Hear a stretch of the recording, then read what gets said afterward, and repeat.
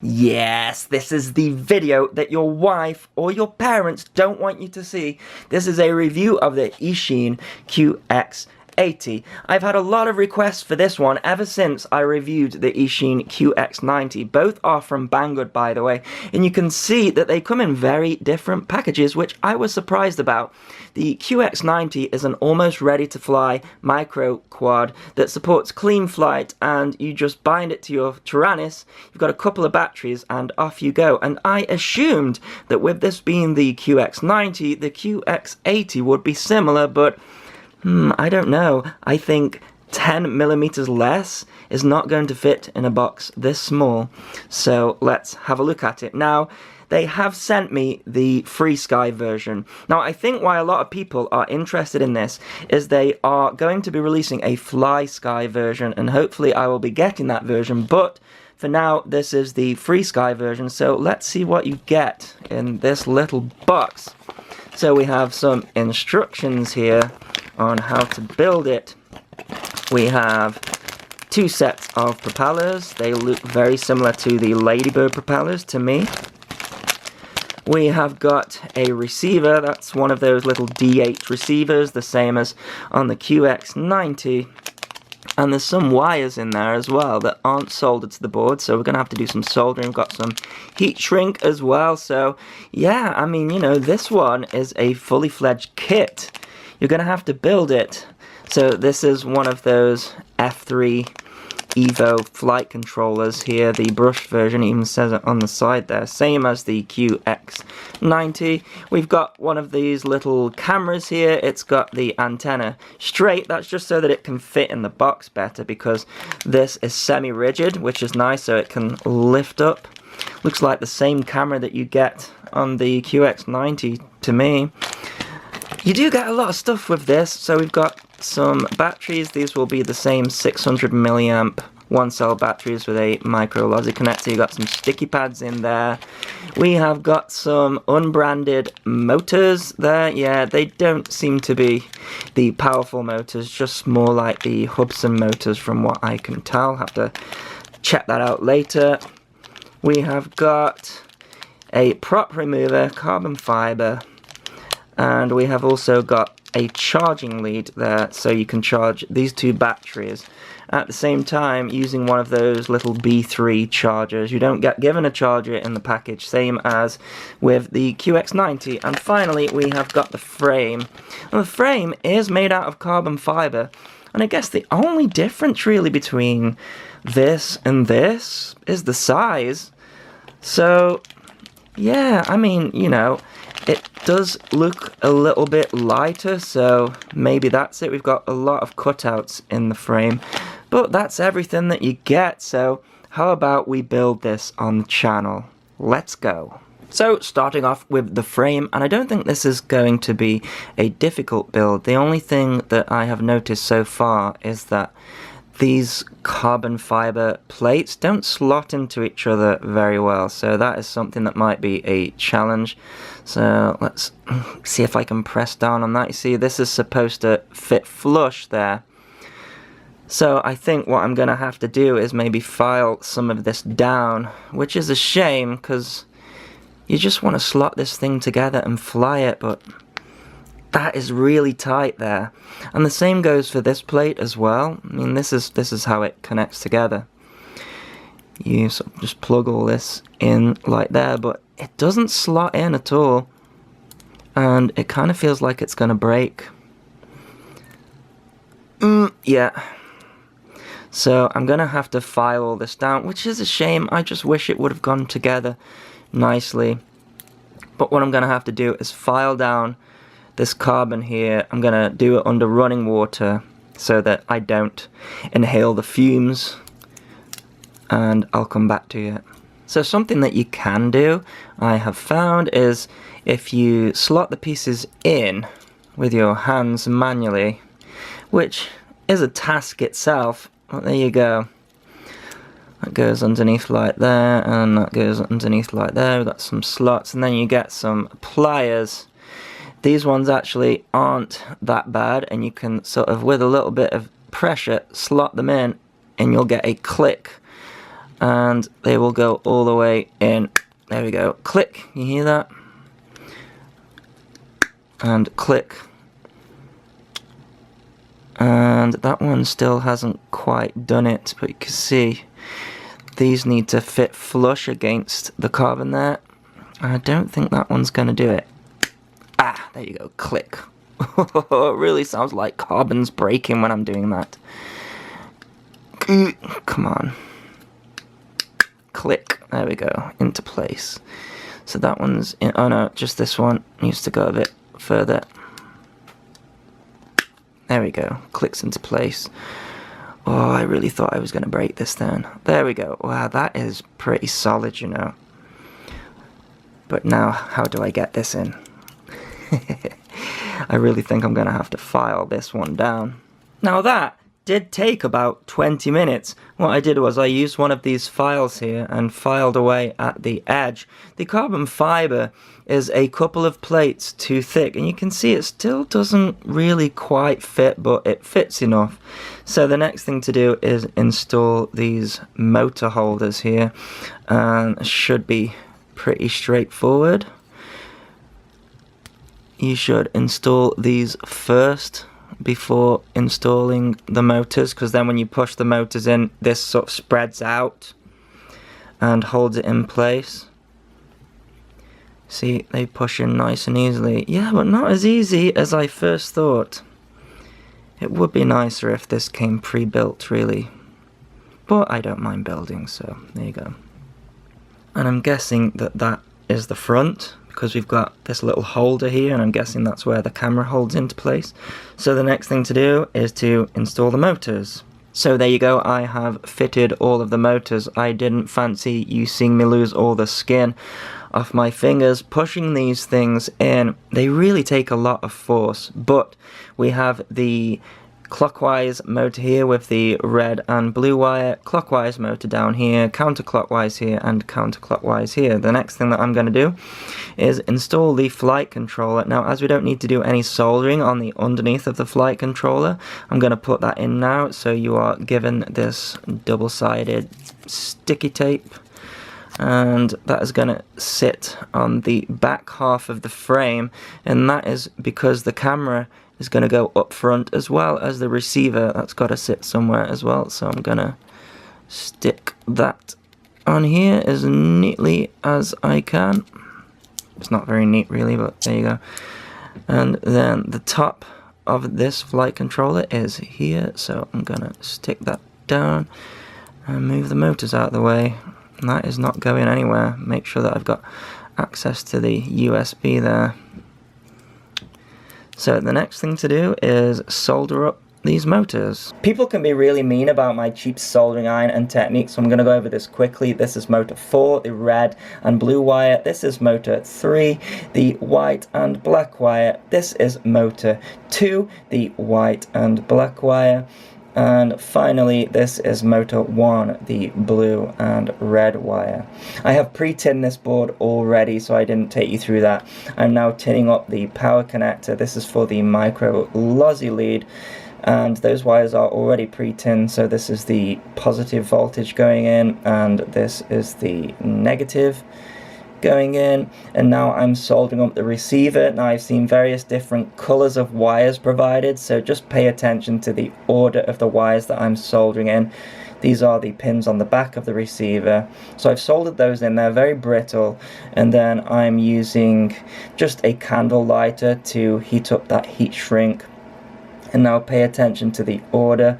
I'm soldering this wire in here, and then the next one, and then the orange wire, and you can see there the order. And then I'm going to cut a little bit of sticky back tape, and I'm going to stick the receiver in the wrong way around. I can't access the bind button there. I flip that over later. And now I am soldering in the power connect to the camera. This is the positive and this is the negative, and then I'm going to lift that band up with my fingers and put the camera in place, and that is all the soldering done. So I have added the propellers, and look at this, they just about miss each other. There's not a lot of room at all, and of course I have bent up the cloverleaf antenna as well so that everything just misses. I have added a spare rubber band around the edge of the frame. This is to house the battery. I got given a spare one in this pack. You are given double-sided sticky tape to connect the battery to the frame. However, if you're going to want to swap your batteries, then that is no good. So this rubber band should be enough. Another thing that I have done is I have flipped over the receiver the way that I stuck it to the frame. I couldn't access the bind button, so rookie mistake there. So the next thing to do is to set it up on the Taranis. I have set up a model. I've actually just copied the QX80 one here. Of course, you need to be in D8 mode, and I'm going to set the Taranis to bind, and it will start chirping. So next, you're going to need about 10 hands to do this. I use a little screwdriver, and then I sort of put the battery in there but not quite connect it. Then I get a screwdriver and press down the bind button and then push it in, and the green light should flash and then go off. And then when we turn the transmitter off and turn everything back on and plug the battery in, this should flash at first, and then it should go solid when it has bound to the transmitter, and there you go. That's how you bind to it. The next thing to do is plug it into Betaflight and set it all up. So here we are in Betaflight. I'm not going to bother with CleanFlight at all. I just find that Betaflight works better. I've got the quadcopter plugged into the computer, and it's showing up as COM port 4 here, so I'm going to go into the firmware flasher and choose a board. So it's going to want to be the F3 Evo. There we go. And then I'm going to choose version 3 there. I'm going to do a full chip erase, and you need to have the manual baud rate set to 256. So then I'm going to select load firmware online, and that's going to download it from the website. Then if we scroll down here, I'm going to do flash firmware, and it should send it into DFU mode. Now you can see there it actually hasn't been having some issues here, and you may have this issue yourself, but what you can actually do is go into Device Manager,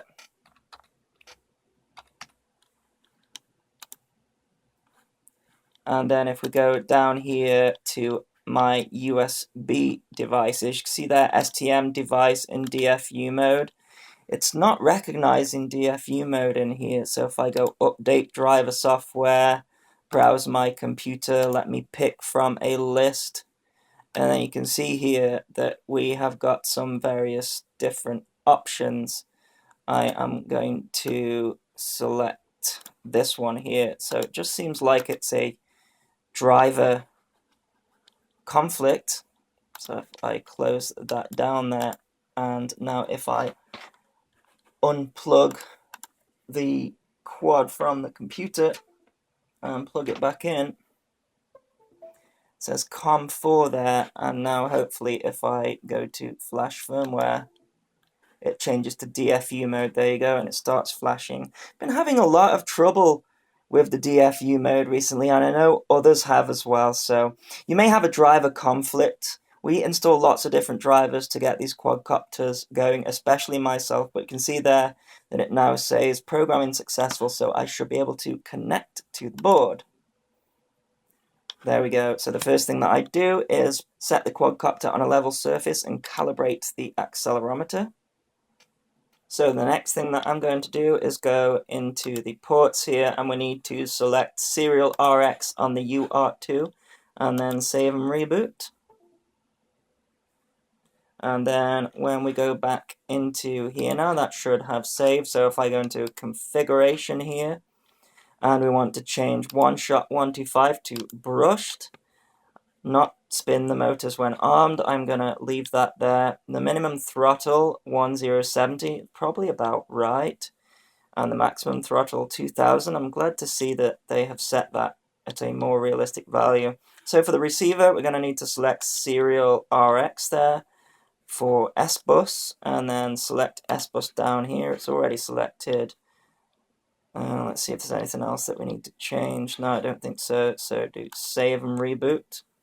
I have to do this every time. It's kind of annoying, but it does reboot. So I think that should be everything in there. If not, I'll come back to it. PID tuning. Oh, so you can see here that the quad's going crazy. So let's go to the receiver tab. Just need to change this to the spectrum, which is throttle, aileron, elevator, and rudder. And then if we save that, everything should magically be in place. There we go. So that's all that you need to change on there. Back to PID tuning. And let's see what we've got set up as stock here. I'm going to change a couple of things. I'm going to boost up the roll to about 60. I'm going to change this to about 45. These are just default PIDs that I know have been working pretty well. And I'm going to up the D to about 60, which usually works quite nice. Okay, so RC rate I'm leaving at 1. I'm going to change this to, I think usually it's about 1.75. They've changed the way that the rates work in Betaflight. 1, 2, 3, 4, 5 there. Let's see how that feels. So of course you can test that rate out. Maybe I'll go up to, is 0.8 too crazy? Let's have a look. I think 0.8 is too much for me. Oh no, 0.8, that's about right. I'm going to leave the RC Expo at 0. That's just how I like it. And I think that's everything there. I'm going to save that. So of course I need to set the modes up. So I like to have it arming on a switch. So I have got my 2-position switch set on auxiliary 2. So if I'm going to move these sliders into that area there, you can see that goes into there. Air mode I'm going to leave off for now. I've been struggling with that recently. Been getting better results not having air mode on. Angle mode, I'm going to select, now I've got a 3-position switch here for auxiliary 1, so I'm going to select that there. Then position 2 for horizon. And lastly, acro, which has nothing, so angle, horizon, acro, and then arm. That's everything. Just check some stuff over here. Yeah, I'm happy with all those figures, really. This is just basically my default setup that I give to any quad. Don't really need any of this telemetry, black box transponder I don't use. There we go. It's ready to fly. It's almost gone completely dark here, but I just had enough time to do a couple of circuits of my new makeshift micro FPV track. The footage looks a bit blurry, but it's because of the low light conditions. The first thing you will notice is the hair-like mark across the top of the screen. Sadly, it seems like when they were making this camera, they got dirt on the sensor. No matter how many times I clean the lens, the mark is still there. And don't for a second think that you can remove the lens to clean the sensor. It's glued in permanently. The strongest of pliers and patience will result in a busted camera, which is what happened to this one in the end. Usually if there's a dud, I will get it though, and I can confirm that this is exactly the same camera as the QX90. So I would say that this is a quality control issue, which is a shame, but the chances of you getting a dud camera like this one is probably very low. Apart from that, it flies really nice. The Betaflight tune works really well. There's actually more power than I thought with these little propellers, and the camera, despite the line at the top, is handling the low light conditions really well. When I was done flying, I took the goggles off and wondered how it picked out any light at all. So do you get this one or the QX90? Well, for now, both are only available with the FreeSky receiver. I have a feeling that both will be offered with more protocols soon, such as FlySky and DSM-2. The QX90 comes pre-built, and you don't have to mess around trying to get the frame to slot together. It takes bigger props, which means more power. On the flip side, I think the QX80 has a stronger frame, and the motor wires are completely protected. Apart from that, the only difference here is the frame. The rest is all the same. If you get either the QX90 or QX80 with a faulty camera like this one, then raise it with customer service. Don't try and fix the lens yourself. Take it from me, you won't get it out of the holder without breaking it up into pieces. Anyway, I'll leave you with some flight footage. Thanks so much for watching. Please continue to subscribe. Cheers.